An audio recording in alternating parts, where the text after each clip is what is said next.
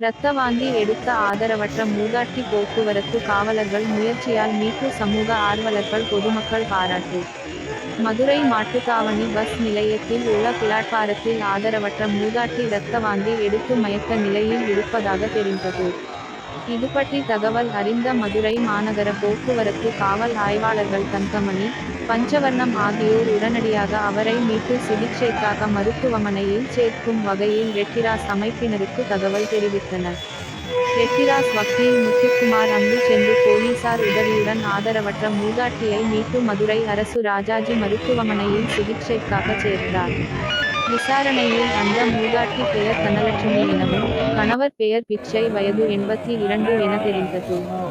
தூத்துக்குடி மாவட்டம் மணியாச்சியில் உள்ள கடம்பூரை சேர்ந்தவர் என்றும், கொரோனா காலகட்டத்தில் பிள்ளைகள் பிரிந்து சென்று விட்டதால் மதுரை மாட்டுத்தாவணி பஸ் நிலையத்திலேயே தங்கி விட்டார் எனவும் தெரிந்தது. இரத்த வாந்தி எடுத்த மூதாட்டியை மனித நேயத்துடன் மீட்டு உரிய நேரத்தில் மருத்துவமனையில் சேர்க்க உதவி செய்து உயிரை காப்பாற்றிய போக்குவரத்து காவல் ஆய்வாளர் தங்கமணி, பஞ்சவர்ணம் ஆகியோரை பொதுமக்கள் பாராட்டினர்.